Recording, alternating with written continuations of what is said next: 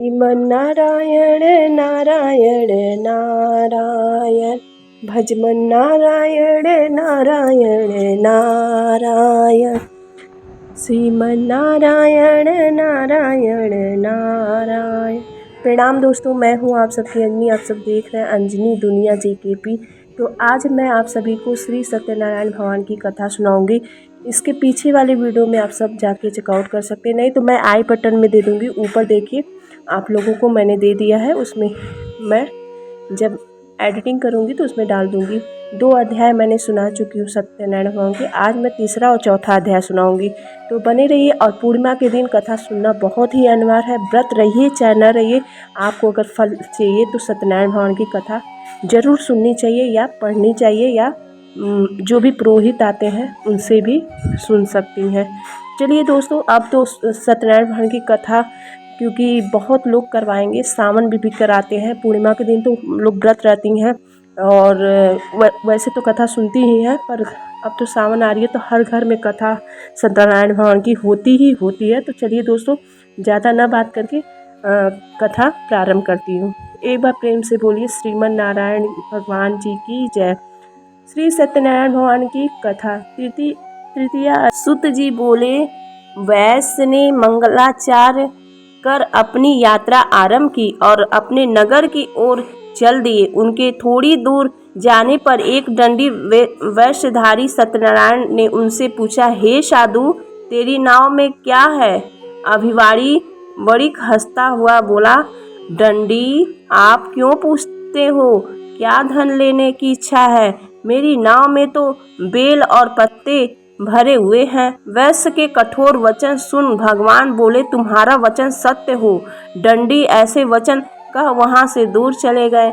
कुछ दूर जाकर समुद्र के किनारे बैठ गए। दंडी के जाने के बाद साधु वैश्य ने नित्य क्रिया के पश्चात नाव को ऊंची उठते हुए देखकर अचंभा माना और नाव में बेल पत्ते आदि देख वह मूर्छित हो जमीन पर गिर पड़ा। मूर्छा खुलने पर वह अत्यंत शोक में डूब गया।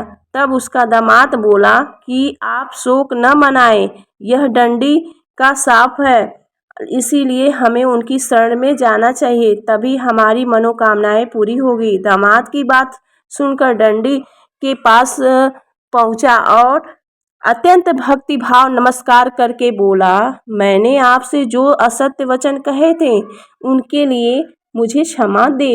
ऐसा कह कर महान शोकातुर रोने लगा। तब दंडी भगवान बोले, हे बड़ी पुत्र, मेरी आज्ञा से बार बार तुम्हें दुख प्राप्त हुआ है, तू मेरी पूजा से विमुख हुआ।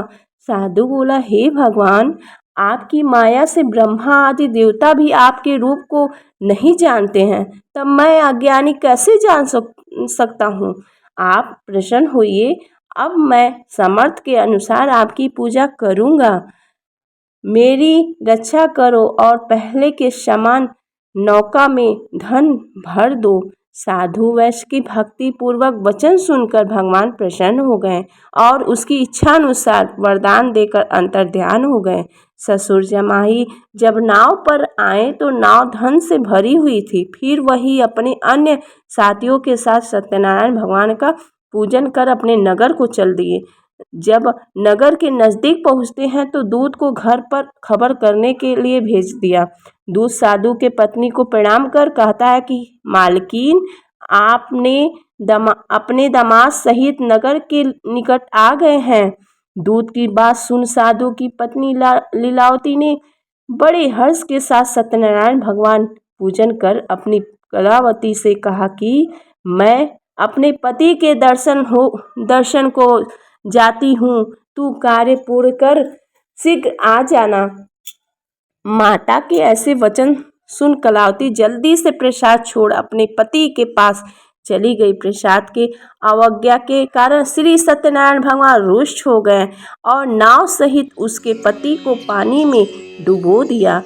कलावती अपने पति को वहां न पाकर रोती हुई जमीन पर गिर गई। नौका को डूबा हुआ देख वह कन्या को रोता देख साधु दुखी होकर बोला कि हे प्रभु, मुझसे तथा मेरे परिवार से जो भूल हुई है उसे क्षमा करें। साधु के दीन वचन सुनकर श्री सत्यनारायण भगवान प्रसन्न हो गए और आकाशवाणी हुई, हे साधु, तेरी कन्या मेरे प्रसाद यदि जाकर वह प्रसाद खाकर लौटती है तो इसे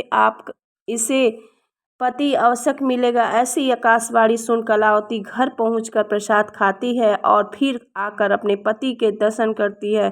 उसके बाद साधु ने अपने बंधु बांधवों सहित श्री सत्यनारायण भगवान का विधि विधान से पूजन करता है। इस लोक का सुख भोग वह अंत में स्वर्गवास हो जाता है। इत श्री सत्यनारायण व्रत कथा चतुर्थम अध्याय संपूर्ण।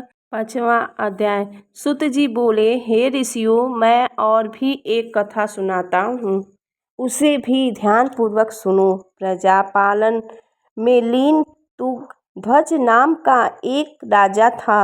उसने भी भगवान का प्रसाद त्याग कर बहुत ही नुकसान किया। एक बार वन में जाकर वन्य पशुओं को मारकर वह बड़ के पेड़ के नीचे आया। वहां उसने ग्वालों को भक्ति भाव से अपने बंधुओं सहित सत्यनारायण भगवान का पूजन करते देखा।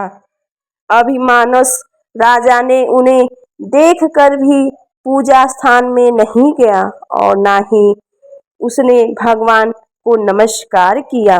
ग्वालों ने राजा को प्रसाद दिया, लेकिन उसने प्रसाद नहीं खाया और प्रसाद को वहीं छोड़कर चला गया। जब वह नगर पहुंचा तो वहां सब कुछ तहस नहस हुआ पाया तो वह शीघ्र ही समझ गया कि यह सब भगवान ने ही किया है। वह दोबारा ग्वालों के पास पहुंचा और विधि पूर्वक पूजा करके प्रसाद खाया तो श्री सत्यनारायण भगवान की कृपा से सब कुछ पहले जैसा हो गया। दीर्घकाल तक सुख भोगने के बाद मरणोपरांत उसे स्वर्ग लोक की प्राप्ति हुई। जो मनुष्य परम दुर्लभ इस व्रत को करेगा तो भगवान सत्यनारायण की अनुकंपा से उसे धन धान्य की प्राप्ति होगी। निर्धन धनी हो जाता है और भय मुक्त हो जीवन जीता है। संतानहीन मनुष्य को संतान सुख मिलता है और सारे मनोरथ पूर्ण होने पर मानव अंतकाल में बैकुंठ धाम को जाता है। सुत जी बोले, जिन्होंने पहले इस व्रत को किया वह उनके दूसरे जन्म की कथा कहता हूँ। वृद्धा सतानंद ब्राह्मण ने सुदामा को जन्म लेकर मोक्ष की प्राप्ति की। लकड़हारे ने अगले जन्म में निषाद बनकर मोक्ष प्राप्त किया।